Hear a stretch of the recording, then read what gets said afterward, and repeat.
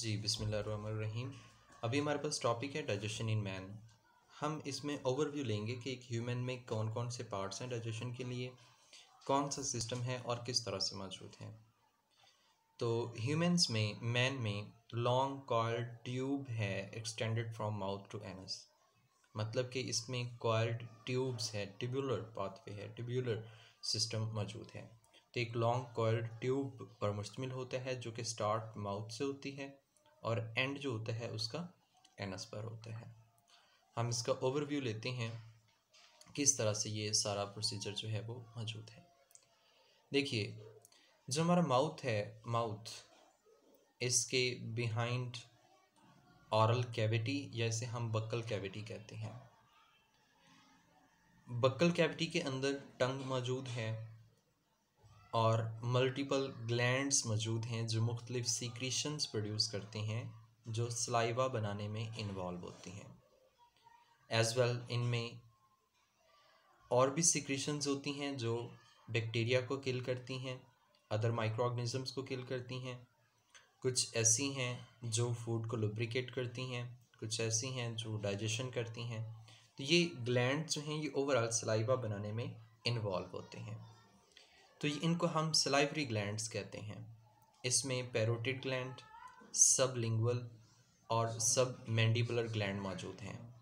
कान के बिल्कुल नीचे थोड़ा सा पैरोटिड ग्लैंड है, ज़ुबान के नीचे सबलिंगुअल, लिंगवा ज़ुबान के नीचे सबलिंगुअल ग्लैंड है और हमारा जो मैंडिबुलर है उसके बिहाइंड उसके नीचे ऑलमोस्ट सब मैंडिबुलर है। ऑरल कैविटी के बाद हमारे पास आती है pharynx. Pharynx is an common for food and air. इसमें से फूड और एयर जो है इसके लिए ये कॉमन होती है। अब इससे आगे हमारे पास ओएसोफेगस जनरेट होती है। ओएसोफेगस लीड्स टू स्टोमिक, ये स्टोमिक में जाती है और स्टोमिक से आगे यानी कि ये हमारे पास स्टोमिक में आती है। आप जानते हैं स्टोमिक के 2 रीजन्स होते हैं, ऊपर वाला रीजन्स कार्डियक और नीचे वाला पाइलोरिक। स्टोमिक हमारा जे शेप्ड होता है। स्टोमिक के बाद स्टार्ट होती है स्मॉल इंटेस्टाइन। स्मॉल इंटेस्टाइन में पोर्शंस हैं 3। पहला पोर्शन ड्यूडिनम, दूसरा पोर्शन जिजुनम, तीसरा पोर्शन इलियम है। यानी कि जो स्टोमिक है, स्टोमिक से ये एंटर होगी ड्यूडिनम और स्टोमिक से नेक्स्ट जो एंड होगा, एंड के बाद आगे स्मॉल इंटेस्टाइन का पहला पोर्शन सीकम, लार्ज इंटेस्टाइन का पहला पोर्शन सीकम स्टार्ट होगा। ये हमारे पास यानी कि 3 पोर्शंस हैं स्मॉल इंटेस्टाइन के। तो ये इसी के अंदर स्मॉल इंटेस्टाइन के ये तीनों पोर्शंस लोकेटेड हैं। स्मॉल इंटेस्टाइन के बाद हमारे पास पोर्शन आता है सीकम। सीकम से पहले एक छोटी सी फिंगर लाइक प्रोजेक्शंस होती है। इस फिंगर लाइक प्रोजेक्शन को हम अपेंडिक्स के नाम से मेंशन करते हैं। इसके बाद ये सीकम है। सीकम के बाद ऊपर जाती हुई लार्ज इंटेस्टाइन का पोर्शन है जिसको हम असेंडिंग कॉलन के नाम से मेंशन करते हैं।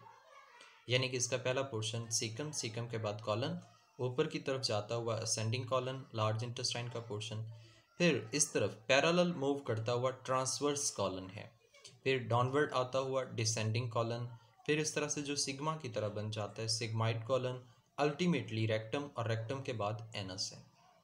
एनस एक्सटर्नल ओपनिंग है जहाँ से फूड मटेरियल बाहर की तरफ मूव करता है, इजेक्ट होता है। अब यहाँ पे देखें, इसी में साथ में कुछ पोर्शंस मौजूद हैं लाइक दैट लिवर है। लिवर के साथ ही गाल ब्लैडर होता है। लिवर बाइल प्रोड्यूस करता है, गाल ब्लैडर में स्टोर होती है। उसके नीचे पेंक्रियाज है। ये पेंक्रियाज पेंक्रियाटिक जूस प्रोड्यूस करता है। ये अपनी सीक्रेशंस ड्यूडिनम के अंदर फॉल करते हैं। मतलब इनकी सीक्रेशंस जो होती हैं वो किस में आती हैं? ड्यूडिनम में आती हैं। तो ये अपनी सीक्रेशंस को ड्यूडिनम में डालते हैं ताकि वहाँ पे डाइजेशन पॉसिबल हो सके, क्योंकि ये डाइजेस्टिव एंजाइम्स कंटेनिंग सीक्रेशंस होती हैं। तो ये हमारे पास ओवरऑल सिस्टम है, डाइजेस्टिव सिस्टम जिसको हम कहते हैं, जो लॉन्ग कॉइल्ड ट्यूब पर मुश्तमिल होता है। अच्छा, डाइजेस्टिव सिस्टम ऑफ मैन का ओवरव्यू हमने लिया, तो हम यहाँ पे देखते हैं कि यहाँ पे डाइजेशन की बेसिकली 3 साइट्स हैं, 3 जगहों पर डाइजेशन पॉसिबल होती है। एक ऑरल कैविटी जहाँ पर कार्बोहाइड्रेट की डाइजेशन होती है, दूसरा स्टोमिक जहाँ पे प्रोटीन की डाइजेशन होती है, और लास्ट वन स्मॉल इंटेस्टाइन जहाँ पर तमाम की डाइजेशन होती है। ऑल न्यूट्रिएंट्स, ऑल फूड की डाइजेशन होती है उसमें कार्बोहाइड्रेट्स हैं, उसमें प्रोटीन है, फैट्स हैं, हर चीज़ की डाइजेशन स्मॉल इंटेस्टाइन में होती है। उसके बाद इसी में एब्जॉर्प्शन होती है। अल्टीमेटली जो अनडाइजेस्टेड वेस्ट होता है उसको बॉडी से इजेक्ट कर दिया जाता है थ्रू एनस। तो if you have any question related to this digestive system, overview हमने लिया है, इसकी हर एक की डिटेल हम आगे डिस्कस करेंगे। अल्लाह हाफिज़।